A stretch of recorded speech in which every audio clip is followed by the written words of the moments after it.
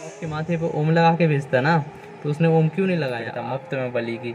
उसमें भी यही है भैया कि मुफ्त में ब्राह्मणों ने मन का मांस खाया। सुबह के 6:30 बजे हैं और मेरा अलार्म बज जाता है, तो मैं उसी जंग के लिए फिर से दोबारा तैयार हो जाता हूँ। जंग मतलब अपना यूपीएससी क्रैक करना का जो लक्ष्य है। सबसे पहले मुँह धोया मैंने, क्योंकि माइंड फ्रेश हो जाता है बढ़िया मुँह धोने से। फिर उसके बाद मुझे अपना नाश्ता बनाना था। नाश्ता में मैं रात में चने भिगोने के लिए धर देता हूँ। सुबह उनको बढ़िया अपन पानी में थोड़ा उबाल के और प्याज मिर्ची वगैरह मिक्स करके उसके अंदर डाल लेते हैं। पहले मैंने प्याज को काटा, फिर उसके बाद टमाटर बारी बारी से तीनों को कट किया और फिर चने में डाल दिया। साथ में नींबू भी था तो नींबू भी निचोड़ दिया। अपना नाश्ता बन के रेडी है, देख सकते हो क्या लजीज लग रहा है, एकदम शानदार। फिर चलते हैं लाइब्रेरी, और लाइब्रेरी पास में ही है तो कोई दिक्कत नहीं आती।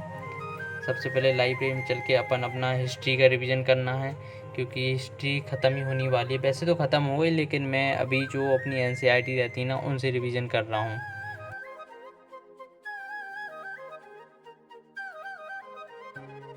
भाई सब बोलते हैं कि एनसीईआरटी पढ़ना चाहिए, ज़रूर पढ़ना चाहिए। मैंने भी देखा है कई क्वेश्चन आते हैं, इसलिए मैं भी पढ़ रहा हूँ।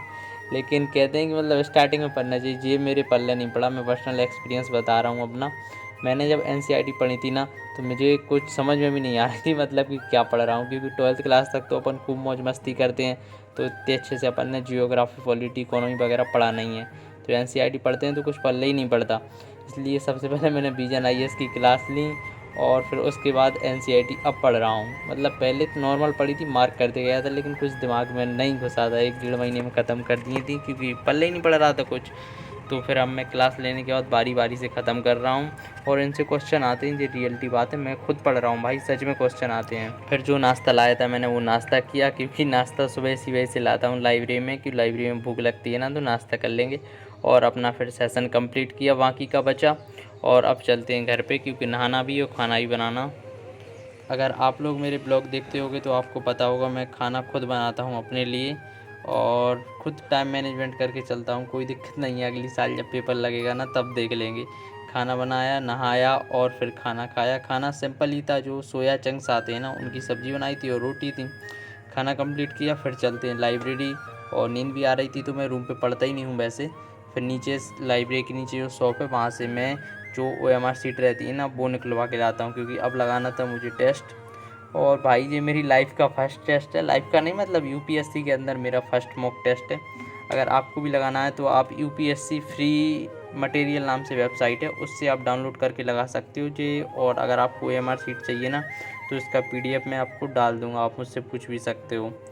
फिर मैंने अपना टेस्ट कंप्लीट किया, और अब मुझे लगाना था अपना, जो मैं दीपक यादव एजुकेशन से क्लास लेता हूँ ना करंट अफेयर्स की, तो क्लास लेनी थी। भाई बहुत शानदार करंट अफेयर्स पढ़ाता है। फ़िलहाल अभी तो मैं नॉर्मल पढ़ लेता हूँ, क्योंकि इतना खास नहीं है। 2027 में मेरा प्री है, तो करंट अफेयर्स कंप्लीट किया। फिर मुझे करना था एनालिसिस, और एनालिसिस भाई मैं लैपटॉप में कर रहा था, क्योंकि मोबाइल में मैंने टेस्ट लगाया था। यूपीएससी मटेरियल का जो PDF था ना, मतलब टेस्ट का, तो मैंने मोबाइल में देख के लगा रहा था, और यहाँ मार्क करते जा रहा था, गोला बनाते जा रहा था।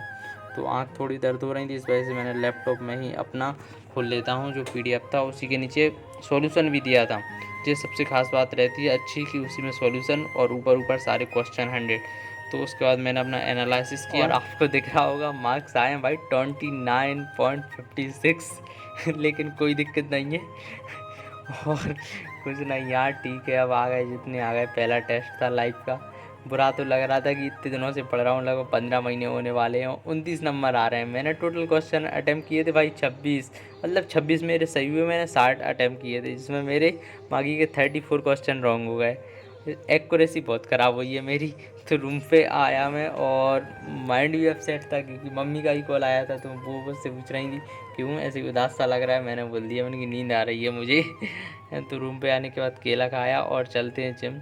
कोई दिक्कत नहीं यार, फिर से मेहनत करेंगे और दोबारा देंगे। फर्स्ट टेस्ट तो सबके ऐसे ही नंबर आते हैं, कोई एकदम से बड़ा नहीं बन जाता, ना महान बन जाता है, ना महान बनना है अपन को। ठीक है, केला कंप्लीट करने के बाद चलते हैं जिम। और जिम में आज लगाना था बाइसेप, तो अपने बाइसेप कंप्लीट किए, और फिर मैं लाइब्रेरी जाता हूँ। और अभी टाइम हो चुका है 9:30। अब लाइब्रेरी में मुझे लगाना है अपना आंसर राइटिंग का सेशन, जिसमें मुझे जो अपना मैं आजकल रिवीजन कर रहा हूँ हिंदी साहित्य का, मेरा ऑप्शनल है, उसी का रिवीजन कर रहा हूँ, जिसके मुझे क्वेश्चन लिखना हो। पर डे में 1 से 2 क्वेश्चन लिखता हूँ। और क्वेश्चन भाई मैं यूपीएससी का जो रजिस्टर आता है ना, वो मतलब A4 वाला जिसमें साइड में लिखा रहता है, लाइन वगैरह रहती है, उसी में मैं क्वेश्चन लगाता हूँ। वो आपको फ्लिपकार्ट पे मिल जाएंगे 200 रुपये में, 200-250 रुपये में। अगर आपको चाहिए तो मेरे में लिंक डली एक वीडियो डाला शॉर्ट्स में, उसमें से आप उसको देख कर मंगा सकते हो, क्योंकि वही वाली कॉफ़ी आती है UPSC में, तो इस वजह से इसका अपन को प्रॉफिट मिलेगा। तो मैंने क्वेश्चन लिखा अपना, फिर मेरे NCERT के 2-4 पेज बचे थे तो वो पढ़ता हूँ। अभी मैं पढ़ रहा था अपनी हिंदी साहित्य की बुक, क्योंकि ये बुक है ना, इसमें चैप्टर लिखा था वर्ण व्यवस्था के बारे में। तो क्या है ना, मतलब वर्ण व्यवस्था कैसे अपनाई गई, क्या हुआ ना, जो दूसरी 6ठी शताब्दी ईसा पूर्व के समय जो बाहर से शासक आ रहे थे, शक कुषाण वगैरह, सातवाहन, तो ब्राह्मण सोचा ऐसे तो हमारी संस्कृति बर्बाद हो जाएगी, जो विवाह वगैरह के संस्कार थे। तो इन्होंने दूसरी शताब्दी ईसा पूर्व में धर्मशास्त्र और धर्मसूत्रों की स्थापना की। जो दूसरी शताब्दी में मनुस्मृति भी है एक, तुमने नाम सुना होगा उसमें, जिसमें विवाह संस्कार का वगैरह का वर्णन है।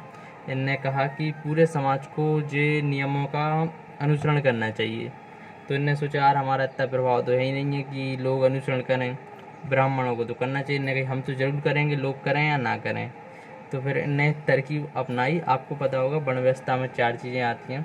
सबसे ऊपर आती है ब्राह्मण, आती नहीं है, इनने खुद ने अपने मुँह से बताया। ब्राह्मण मतलब ब्राह्मण, क्षत्रिय, वैश्य, शूद्र, इनके काम पता ही होगा आपको। ब्राह्मण का यज्ञ वगैरह करना और पूजा पत्री करना, ठीक है, दान वगैरह लेना। क्षत्रियों का काम होता है युद्ध करना, रक्षा करना, ब्राह्मणों को दान देना, ठीक है। तीसरा वैश्यों का काम होता है गौ पालन, कृषि वगैरह। और चौथा जो होता है शूद्र, उनका इन तीनों वर्णों का सेवा करना, ठीक है।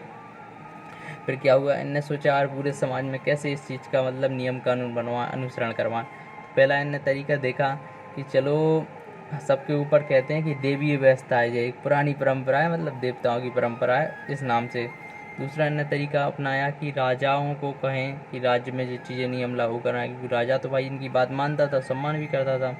तो राजाओं ने इनकी बात मानी नहीं है, ठीक है।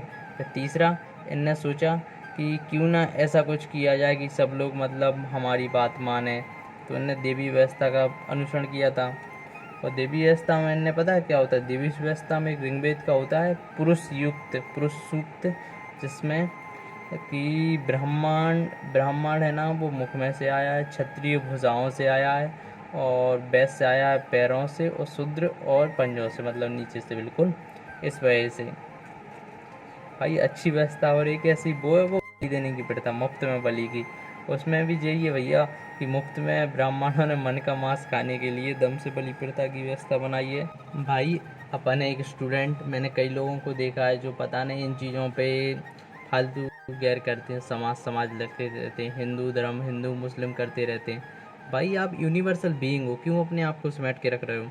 अगर भगवान को मतलब आपको ऐसा कुछ करके भेजना होता ना, तो आपके माथे पे ओम लगा के भेजता ना, तो उसने ओम क्यों नहीं लगाया। आप जो भाई सियासत की चीज़ें हैं, हिंदू मुस्लिम दुनिया भर का फालतू जाति मात, ठीक जो चल रहा है बढ़िया है, लिखे रहने दो कागज में, कोई दिक्कत नहीं है। लेकिन अपन तो यार हिंदुस्तानी है ना, आप बढ़िया, क्यों इनकी फालतू चीज़ों पे लड़ रहे हो। और स्टूडेंटों की तरह रहो। तुमने देखा होगा यार कई बच्चे हैं साले लगे रहते हैं मतलब फालतू चीज़ों में। मैं दिखा हूँ, इसका हूँ, बिसका हूँ, मैं किसी का नाम नहीं लूँगा किसी जाति का, सब बढ़िया है मेरे लिए, कोई भी जाति ख़राब नहीं है। मैं सब जातियों का सम्मान करता हूँ और सब जाति मेरे लिए बराबर हैं। ऐसा नहीं है कि भाई ये छोटी है, मेरे लिए सब बराबर है, मैं सबको सेम मानता हूँ। ऐसा नहीं, ये सियासत की चीज़ें मैं जानता हूँ उनको। और कई लोग जो पढ़े लिखे हैं वो बेवकूफ़ी करते हैं, तो भाई बहुत माइंड सटकता है। मैंने कईयों को देखा है, मैं तो रिप्लाई नहीं देता, भाई तुम बड़े हो मैं छोटा हूँ, दूर से ही कहते मेरी कौन गति प्रजा, ऐसी है। तो आप भी इन चीज़ों पे ज़्यादा गौर मत करिए, अपनी पढ़ाई कीजिए, ठीक है। चलते हैं घर पे, लाइब्रेरी खाली डली है अभी, टाइम भी दिख रहा होगा आपको कितने बजे का। अभी मैं लाइब्रेरी से घर पे जा रहा था और कुछ लाइनें याद आई हैं कि नींद क्या होती है हमसे पूछिए, आप तो सोए और सुबह हो गई।